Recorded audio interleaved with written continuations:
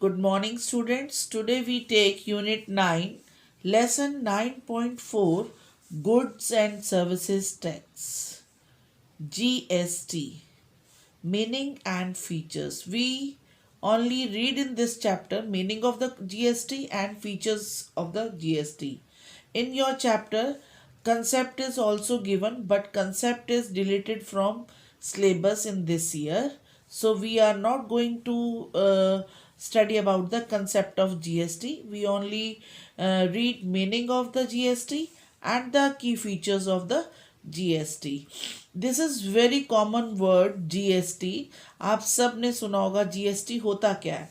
The government of India following the pattern of one nation and one tax and wanting a unified market in order to ensure the smooth flow of goods across the country, implemented the goods and services tax GST from 1st July 2017. Government of India ने 1 जुलाई 2017 को ये GST tax को introduce किया publicly. ये 1 जुलाई 2017 से नहीं, सिर्फ उसी टाइम नहीं सोचा और उसको इम्प्लीमेंट किया, ये पहले से चल रहा था. पर इन 1 जुलाई 2017 present government, Bhajpa government, central government ने इसको इम्प्लीमेंट किया और इसे लागू किया. द गवर्नमेंट ऑफ इंडिया का मेन पैटर्न क्या था इसके पीछे? One nation and one tax. Means कि अगर एक ही देश है तो एक ही टैक्स होना चाहिए. वन गुड वन टैक्स भी कह सकते हो, वन नेशन वन टैक्स भी कह सकते हो. होता ये था कि एक ही नेशन में, एक ही देश में अगर हम कोई चीज़ एक स्टेट से दूसरी स्टेट को में भी लेके जा रहे हैं तो स्टेट टैक्स भी लगता था, सेंट्रल टैक्स भी लगता था, और जिस स्टेट में जा रहे हैं वहाँ भी चुंगी टैक्स लगता था. तो एक ही चीज़ पर 3 बार टैक्स पे करना पड़ता था. कहीं वैट टैक्स, कहीं सेल टैक्स, कहीं अलग अलग टैक्सेस के नाम से. द गवर्नमेंट ऑफ इंडिया ने क्या किया? नियर अबाउट 17 to 18 टैक्सेस को रिमूव करके उनकी जगह एक स्मूथ टैक्स बनाया जिसे कि जीएसटी के नाम से इंट्रोड्यूस करवाया. इसमें एक चीज़ पर एक ही बार टैक्स लगता है, और एक देश है, एक जैसा टैक्स एक बार लगता है एक चीज़ के ऊपर. The main M of make life easier for manufacturer, producer, investor and consumer. Government of India ने सबके लिए, ताकि इनका मेन एम क्या था गवर्नमेंट का, कि प्रोड्यूसर्स जो हैं, मैन्युफैक्चरर्स जो हैं, इन्वेस्टर्स जो हैं, जो कस्टमर्स हैं, वो इजी लाइफ जी सकें. पहले क्या होता था कि हमेशा मैन्युफैक्चरर्स को, प्रोड्यूसर्स को, शॉपकीपर्स को, इन्वेस्टर्स को, हमेशा इवन कस्टमर को भी हमेशा यही लगा रहता था कि आज वो टैक्स भरना है, आज ये टैक्स भरना है, आज ये टैक्स भरना है, आज उसकी डेट आ गई, आज इसकी डेट आ गई. और कई बार तो ऐसा होता था कि मैन्युफैक्चरर या पर्सन, बिजनेसमैन, इन सब टैक्स के चुंगल में इतना फंस जाता था कि वो यही सोचता था कि बेटर होगा कि मैं ये बिजनेस ना करके सर्विस कर लूं.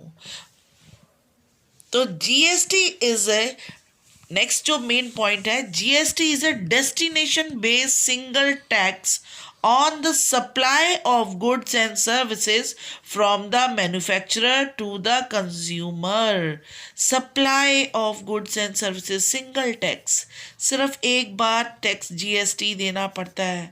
मैन्युफैक्चरर से कंज्यूमर तक जब चीज़ आती है, तब सप्लाई होती है, तो उसमें एक ही बार. पहले क्या होता था, मैन्युफैक्चरर भी टैक्स भरता था, रिटेलर भी भरता था, होलसेलर भी भरता था, और कंज्यूमर से भी सेल टैक्स के नाम से टैक्स ले लिया जाता था. लेकिन अब जो है, एक चीज पर एक ही बार टैक्स लगेगा.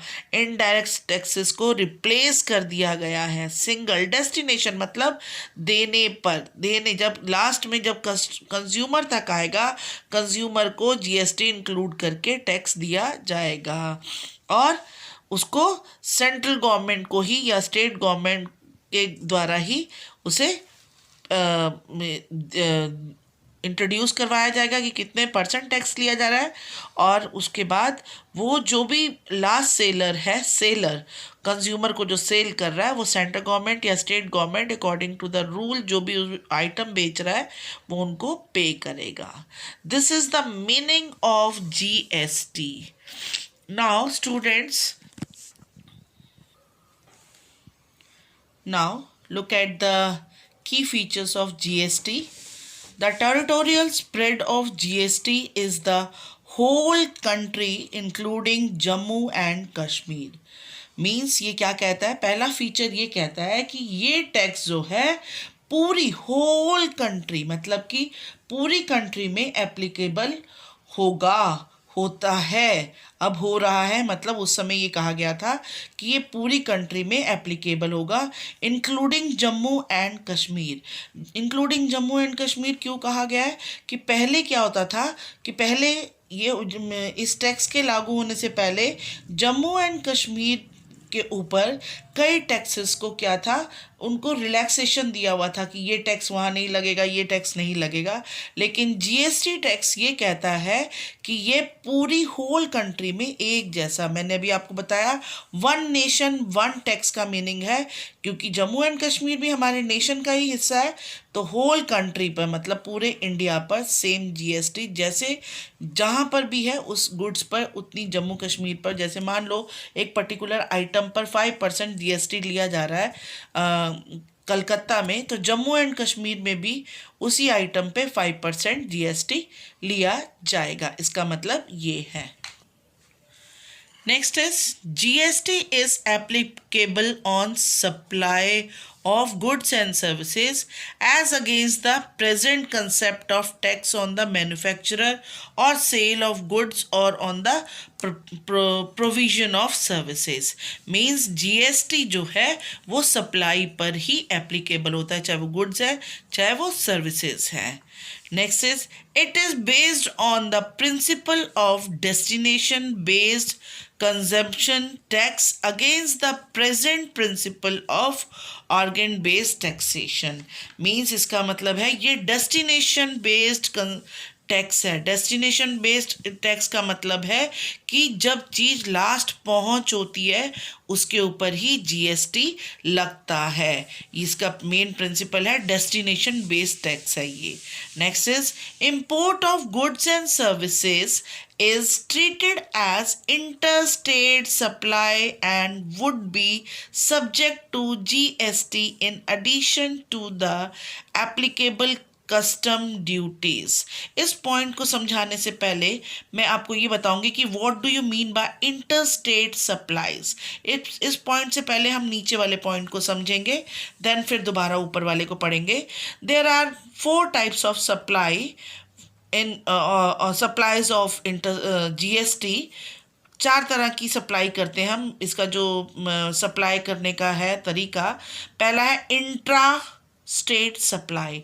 इंट्रा स्टेट सप्लाई का मतलब है on the supply of goods and services done with in the same state or union territory. Within the same state or within the same union territory, it is the CGST or SGST or UG or UTGST which will be lied, मतलब which will be applicable. Means कहने का मतलब ये है कि जब intra state supply होती है या स्टेट के अंदर ही, जैसे हरियाणा में ही, हरियाणा दूसरी डिस्ट्रिक्ट्स में जा रही है, हरियाणा में अगर कोई चीज़ की सप्लाई हो रही है, गुड्स एंड सर्विसेज हो रहे हैं, चाहे वो एक यूनियन टेरिटरी जैसे दिल्ली है, तो हम क्या बोलते हैं उसे, वहाँ पर सेंटर GST मतलब CGST लगता है, या स्टेट GST लगता है, या यूनियन टेरिटरी GST लगता है. हम क्या बोलेंगे, ये होगा intra state supply. Intra state, अब आपको समझ आ गया होगा कि अगर एक ही स्टेट अपनी स्टेट के अंदर ही जो गुड्स एंड सर्विसेज को सप्लाई करती है उसे बोलते हैं इंट्रा स्टेट सप्लाई, जिसमें हम उसमें टर्म्स यूज़ करते हैं CGST, जीएसटी या फिर यूटी जीएसटी। यूटी मतलब यूनियन टेरिटरी, अगर दिल्ली की दिल्ली में हो रही है तो यूटी जीएसटी होता है। अब आता है इंट्रा स्टेट सप्लाई। अभी ऊपर वर्ड हमने पढ़ा था इंटर स्टेट, अभी पहले हमने पढ़ा था इंट्रा स्टेट सप्लाई, अब हम पढ़ेंगे इंटर। इंट्रा और इंटर में सिर्फ देख लिए स्पेलिंग का लिटिल बिट है। इंट्रा का मतलब है विद इन द स्टेट, मतलब उसी जगह के अंदर अंदर। इंटर मीन्स इंटरचेंज होना। Inter state supply on the supply of goods and services from one state और one union territory to another state और another union territory, it is the IGST। अभी हमने फर्स्ट पॉइंट जो explain नहीं किया वहां पर IGST का वर्ड यूज हुआ था। IGST मतलब कि हम बाहर, जैसे हम कोई सामान बाहर के देश में भेजते हैं, इंपोर्ट करते हैं, मतलब इंटर हम बाहर भेज रहे हैं, तो हम वहां पर भी IGST यूज करेंगे। और अगर हम एक स्टेट दूसरी स्टेट में अपना सामान भेज रही है तब भी वो IGST, या एक यूनियन टेरिटरी दूसरी स्टेट में भेज रही है या दूसरी यूनियन टेरिटरी में भेज रही है तब भी वो वर्ड क्या यूज होगा, IGST, which will be applicable. जो भी एप्लीकेबल होगा वो वर्ड यूज होगा। नेक्स्ट इज सप्लाई का थर्ड फॉर्म है import. On the import of goods and services, it is BCD, मतलब basic custom duty. On the import of, import का मतलब क्या है, चीज़ें बाहर, चीज़ें अंदर आना, बाहर से अंदर आना, अगले दूसरे देश से अंदर आना। यहाँ पर हम IGST यूज़ कर रहे हैं तो इसका मतलब है एक स्टेट से दूसरी स्टेट के अंदर आना, तो उसको वर्ड यूज़ कर रहे हैं हम इम्पोर्ट।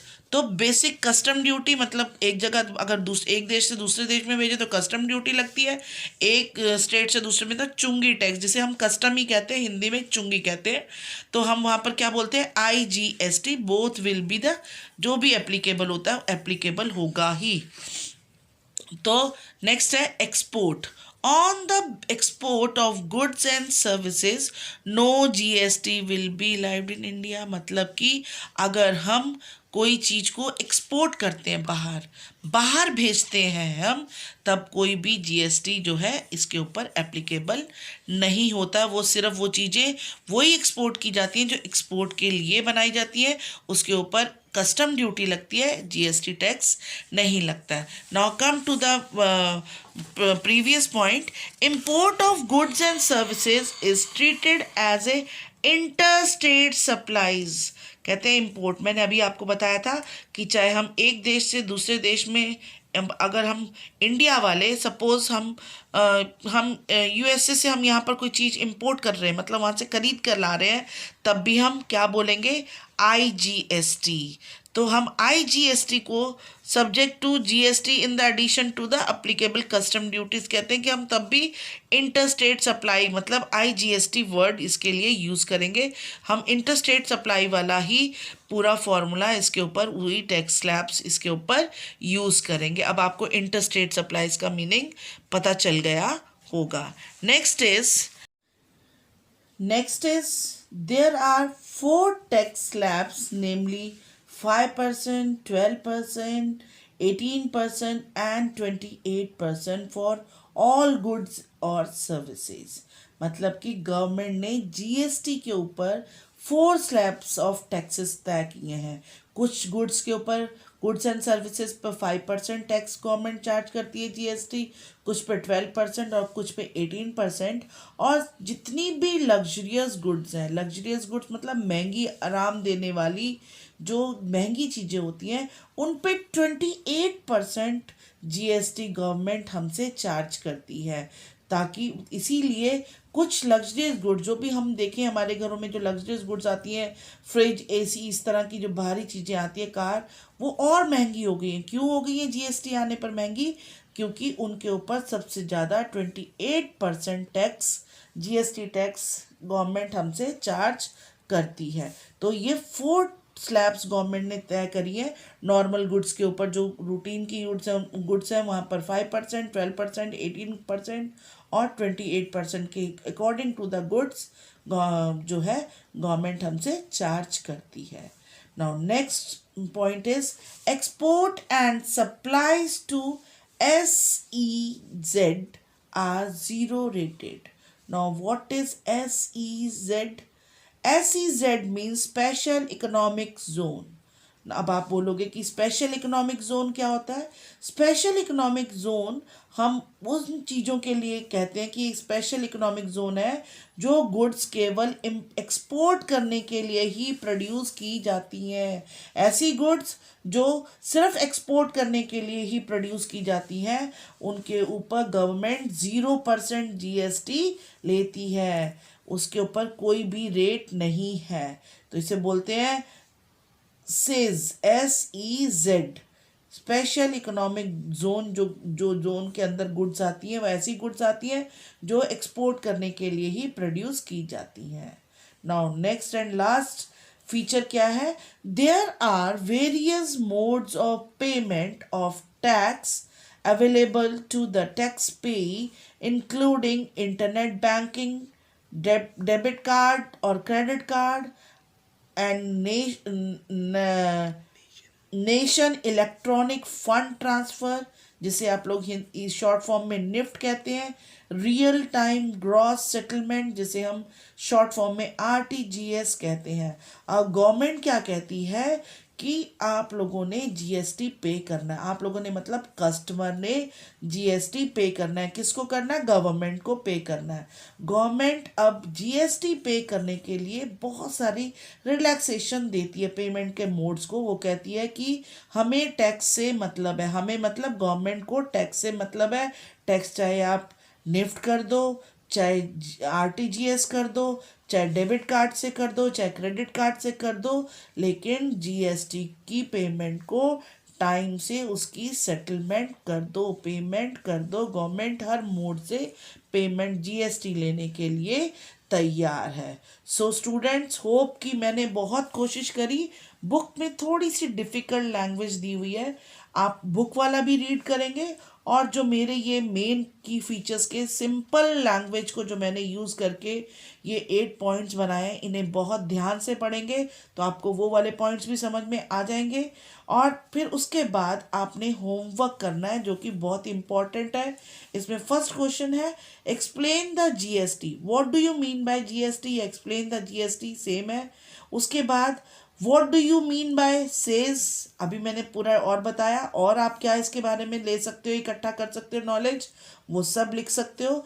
देन मेन क्वेश्चन जो है, explain the key features of GST। Students, इस चैप्टर में से जैसा कि सिलेबस में, लेटेस्ट सिलेबस में है कि मीनिंग और फीचर्स ही सिर्फ आपके सिलेबस में है, कंसेप्ट ऑफ GST नहीं है।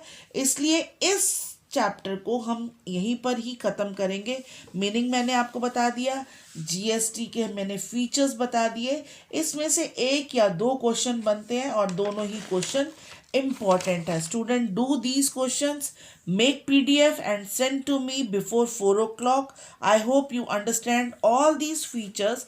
If you have any query, call me after 4 o'clock.